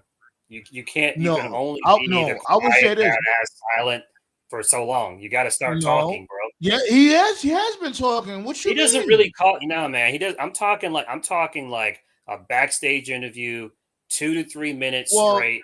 Just you, no interruptions. Nah, you know damn well he can't talk for that long. You know damn well. You're gonna have to, man. You're gonna have to get to that next level. I'm not saying be Roddy Piper. No, he gotta get spoon fed. There's no way you're gonna have Hook talk for like 2 straight minutes. That's not 2 happening. minutes is not long, bro. We've been talking for like what, over an hour every week. We're charismatic. He's not. This is different. Hold on. Real quick. Topher, did you just put Piper and Hook in the same sentence? No, I said he doesn't have to be Roddy Piper. I just simply said that Ballet. too many. Ballet, he does not have to talk more. Like what Hook is doing, all he had to do is talk for like 20 seconds. The most. Nah, man. No, 20 you gotta seconds, evolve, that's bro. it. You gotta evolve. You cannot be the silent badass protagonist for like any more than a year. It gets old quick. You gotta evolve. Look at Solo. 20 seconds Solo's is evolving a long now. time Solo's to talk. finally talking more. He's showing more layers. But I Solo got to been talking apologize. ever since NXT. Like I got to apologize to TKO first off because when I heard Solo talk, I was like, yeah, he could cut a good promo. Like shit. Why didn't they use this the entire fucking time? Like why wasn't he talking a fucking Storm? Like why was he the strong? Why was he the strong? He's supposed to be that strong silent type. Right. Fuck that. My earliest memory of Roman was like this FCW promo. I know y'all have seen it. He was like wearing a suit and he had like a cell phone. Like he was like a businessman, and it was like a completely different Roman than what we got in the Shield. And I was like, why didn't he just? He was Heyman. Right. With Heyman, I'm telling you though. I saw Heyman break out that you just self, and I was like, I'm surprised he didn't have cancer. Yo, speaking of Heyman, are they really for real about ECW coming to Netflix? Did y'all see that? What? No, I didn't see that. No. I'm gonna try to pull that up real quick. I'm surprised y'all didn't see that. Who's running it? I don't know. I just seen you talking about reruns on Netflix? Like reruns? No, they got a new logo and everything. Please, for the love of God, do not let Shane McMahon run it. Please, for the love of God, do not touch it. That'd be great. Let me see if I can find it real quick. Okay. Yeah, please, for the love of God, let Regal run it. Let me pull this shit up on a highly expensive Counciltron. The $3.5 billion Counciltron. I'm telling you, B. It's going up $1 billion each week. I got you right now. Hold on, give me 1 second. This ain't the logo that they're using right now. They updated it, but I'm just gonna pull up the article real quick. I swear to God, Regal should be running that shit. Don't give a fuck. If Regal doesn't touch it, I'm not running it. What the fuck is this? I like it. That's the first logo that they're using, but they updated it. The logo look different now. I like it. Again, Regal, you should be running that shit. Fuck it. So what they're trying to do? They're trying to bring it back. Have me in Philadelphia every week. Yeah, there's been rumors saying that. Okay, let's see what you're talking about right here. In recent developments surrounding WWE WrestleMania 40, there's been rampant speculation about a mystery slot on the event's card. Fans have been buzzing with theories ranging from a high-profile return of Resident Cena on the Okay, Meltzer's saying it, handful of salt. Right. Okay. I know there was some speculation. I think y'all joked about it last week that Vince may be trying to start up a new company. I can't say that with a straight face. Okay. And the move that's sure to perk the interest of many, Heyman is anticipating to unveil plans for the revival of ECW with a slated return in 2025 under WWE's new partnership with Netflix. This relaunch, superheaded by Heyman, indicates No, did Wow. he? Nice. a potential departure from the WWE's PG-TV rating. Okay. Oh wow. I'm surprised Toph didn't have a no Diddy joke lined up this week. Especially as Netflix platform reduces the dependence on traditional sponsorship models. Oh So- wow. Yeah, them going private is a huge clue that the customer is going to start flying. Triple H has reportedly given his full endorsement to this venture, along with TKO, no relation, I guess, who see this as another alternative for their expanding fighting and pro wrestling portfolio. Amidst this, there's growing speculation about the future dynamics between Heyman and Roman Reigns, suggested in gradual estrangement that we'll see. You already know the rest. Yeah, B. Well, There you go. happen.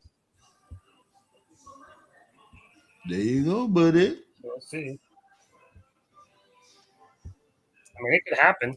I mean, McMahon, Black Star joked about it. That was Shane's vision to bring back ECW as a streaming show, like way Shane before better not touch it. the name. So Shane did see the future. I'll give him that. And out comes Shane McMahon, the ECW champion. The fuck. But Swerve, look, man. Hey, I'm gonna need you to pull some strings, Swerve. We need you to contact the Cookout and let's get some the culture back on Dynamite as soon as possible. Thank you. That Kobe picture made me had a big smile on my face. that shit wavy. Yeah. So proud of Swerve, B. Swerve, ever since Kill Shot, he came such a long way, B. Yeah, he did. 3 years since he was released from NXT. Load. I love that movie. Yeah. Yeah. And I'll say again, Swerve is not a quote unquote WWE guy. He is not. He's an He was in NXT WWE, guy. but he was not a WWE guy. Would, Yeah, I mean, oh, NXT guy. right. He's you a say? Lucha Underground guy. Yeah. I'm about to say, like, would you say he's an NXT guy or Lucha Underground guy? He's a Lucha Underground Lucha guy. That's what he Underground. is. Yeah. I can't even say he was an I'm telling NXT you. guy. You know what Real? he should have did? Even though his interest is hot and Dynasty, you know what he should have did? He should have mixed Kill Shot with Killmonger in that entrance. Oh man, that would have been so fucking good. I'm telling you, Yeah, that would've that been would great. have been amazing. Man, it's too bad AR Fox fucked up. It would be cool if he was still with him, but Yeah, what happened? What happened to AR Fox? Yeah, like, Yeah. whatever happened to that stable? What happened with that? he's in the doghouse because he, I don't want to go into detail about that, but he fucked up. Why not? Go ahead. We got enough time. Well, TK was gonna push him. When they did that casket match and at All In, it was gonna be Swerve and AR against Darby and Sting. Yeah, I remember that. Yeah. But AR can't travel overseas because of some shit he's done. And he didn't tell TK about that. And so, they had to punish him. So basically, TK told AR Fox, life sucks. Yeah. That's So I on can't him, even. though, I can't even blame TK for that. Yeah, Good wrestler on though, him. but yeah. Because remember, they look like on some I don't know if you guys remember that game, Army of Two. Like when him and this dude AR Fox pulled up, Swerve and AR Fox, that's what they look like. Those two soldiers Right, from Army right. of Two. Right, because they had their feud in Lucha Underground as well. So yeah. But anyway, I'm really happy for Swerve, but he needs to bring the culture to Dynamite as soon as possible. No one. Let's just get it going. You think this dude TK is gonna let him announce that he's the first black AEW champion? No, they're gonna plaster that shit. They already did it. They already did it on Dynasty. So, and plus that's what they said. They announced that. Yeah. Yeah. Oh, that's right. Yeah. That's what's up. I didn't know that. I'll give that. I didn't watch it yet. Yeah, I'll give that to TK. He's not afraid of that because I've talked about that shit before, and I was watching that shit live. I'll never forget WrestleMania 35 when Kofi faced Daniel Bryan. They did not announce Kofi from Ghana, West Africa, and that shit bothered the fuck out of me. If you watch any Kofi Kingston match, no matter what era it is, they say introducing from Ghana, West Africa, weighing whatever, Kofi Kingston. But that night, no, they didn't say he was from Ghana, West Africa. They said he was the challenger. They said his name. They said his weight. They didn't say Ghana, West Africa. It's like, why are you fucking afraid to say he's African, dude? Representing the New Day. The one time I cried in wrestling was when Kofi brought the title back to Ghana. Yeah, that was cool. That was good. What they need to do is have this dude Damian Priest bring the title to the Bronx. What they doing? Like he got to bring Bronx Part 2. He got to bring that title to Dykeman. I'll tell you, I'm still saying this. Oba Femi should pull a Bret Hart and never defend the title in America. Yo, that dude. What he needs to do, he needs to pull a Lance Storm and just change the name of the belt. That's what they need to do. Yes, that's what I'm saying. Never defended in America. They need to just embrace that and stop playing. He about to fight Ivar next week. Like shit, why not? So in NXT, does Ivar still wear the plain clothes? Yeah, like he wears street clothes. Like when he wears like jeans and shit. That's what I'm saying. Plain clothes, yeah. Because I know on Raw he dressed like a Viking, but when he goes to NXT, he dressed like in regular plain clothes. Right. Yeah, they're still different continuities, but whatever. I'm not going around that shit. But no, I ain't gonna lie. I'd rather him do that. You know what I'm saying? Like him in NXT with the plain clothes. Yeah. Right. To be honest, Wednesday's Dynamite, right? I'm not gonna give a fuck about Dynamite by about 5:00 Thursday. Damn, you don't want to aren't they live this week on the Swerve West Coast? pull up? Isn't Swerve's pulling up? Like, I wish you said on Wednesday, but I'm gonna forget about it by Thursday because Thursday is the NFL draft. So I'm not gonna give a fuck. Okay, got it. Exactly. Fuck that. It's all about the WWE WWE draft. Exactly. Does WWE plan their draft around NFL's draft out of coincidence or planned? It's come on, it's a coincidence. Ain't no damn coincidence. That's definitely planned. Yeah, they time it that way. They definitely planned that shit. But see, the best part about it is that they didn't do it on Thursday. They didn't do it round one because you know for a fucking fact no one's gonna watch that shit. Friday, people might watch it on Friday because it's the second and third round. So no one's really gonna give a shit about what's the second and third round. Everybody's gonna give a shit about the first. And that's why there's a reason why only Impact is on Thursday, and only Impact's gonna have like 150,000 viewers. Yo, what's up with the Knicks?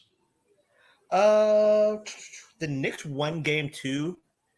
It was probably the craziest shit I've ever seen in my life. Okay, so it was about like 27 seconds left. I think the Knicks were down 6 at the time. They erased the lead in 23 seconds. No. They were down 9 with 23 seconds left, and they erased the lead in about like 15 seconds. And then Brunson pulled a Reggie Miller, hit the three, stole the inbound, hit another 3. Ball game over. What? Yeah, nah, Brunson been a beast for a minute though. He pulled a Reggie, even though Tyrese Maxey got fouled. Like I think it was DiVincenzo was like all over him, pause, Mm. and like was fouling him. I think he got fouled like 3 separate occasions. Okay, so basically the Knicks is up 2-0. Yeah, 2 games and then back to Philly. Philly's gonna take game 3. More than likely. Yeah. Yeah, B. And like the craziest shit I ever seen was Joel Embiid. He tore his meniscus before the playoffs, right? Tell me why? Because he played in games 1 and 2. Yeah. So tell me why he pulled a T-Mac in game 1 and fucked his knee back up. Wow. Like he didn't dunk a single time in the lead up.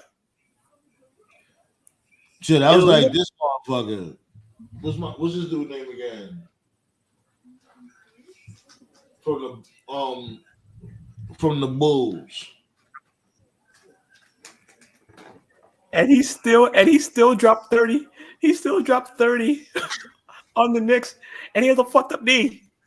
I'm like, how the fuck is this possible? But if you were Embiid, you have to lose in the first round. Because if you make it to the finals, you're not going to be in Paris for the Olympics. I'm sorry. Not happening. He's going to be on Team USA? Yeah, like he's on Team USA. He's on the Redeem Team 2.0. I'm old enough to remember a parody of the Dream Team called the Cream Team. No Diddy. There, I got one in. Yo, do y'all see that? Before I go, y'all see that Suge Knight interview? He was interviewed the other day. Oh God, what did he say? I haven't watched it yet. It was like an hour and 30-minute interview. I ain't get to watch that shit yet. He been in jail. He does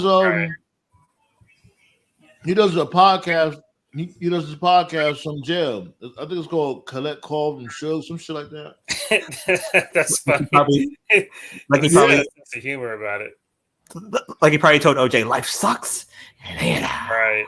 I heard like the first 5 minutes and I laughed my ass off. Whoever the dude was asked him, he was like, have you heard anything about P. Diddy's parties or something? The first question was alluding to the parties that Diddy goes to. And all Suge said was, I don't speak on parties with people I don't talk with or hang out with or I don't something fuck like with that. Right. And then I read the comment section and someone in the comments said, appreciate it was just one long interview because if it was like that, Vlad dude would have been like part 1, part 2, part 3, part 10. Yeah. That nigga Vlad would chop all that shit up. He have you say like 10 sentences. That'll be only part 1. No, but real quick, I watched this TV interview with Stephen A. Smith, right? And Stephen A. Smith had the fucking nerve to say that Trump is more like us because he's going through a trial. I was like, you motherfucker! Like you do know that I never been arrested, right? Never been arrested. Never been talked to by the cops. Never did any of that shit. This Stephen A. Smith we talking about. That dude been a bozo. That was like Stephen A. Smith. I'm not gonna fly to New York and front hand slap you. I'm gonna fly to New York and backhand slap you. Man, that dude called Vegeta Vegeta. Laughed my ass off. He got his shape up. Oh wow! Like I'm gonna slap that shape up back to being a fade. Because what the fuck? What the fuck? Just, there's some things that black people say. He said shit was shocked by it. That's what motherfuckers be doing. Still doesn't mean he doesn't deserve to be slapped. He deserves to be slapped. Yeah, you do. The fuck? I definitely agree with you. You motherfucking house slave, motherfucking coon. I'm sorry for saying that, but that has to be said. Yo, you be killing me with that shit. Anyways, These grapes was mad good. I've been busting the whole damn tree branch of grapes down. This good. Anyway. Yo, I'm gonna start going earlier. I'm gonna start going live earlier next week. All right. Okay. Just tell us when. Yeah, I'm definitely gonna keep y'all posted when it comes to that. And on Friday, we're gonna pull up again for the draft, for SmackDown and all that fly shit. And we'll go from there. Enjoy the rest of y'all week, ya bums. Fuck Yes, Stephen sir. A. Stop, motherfucker. Peace out, you fucks.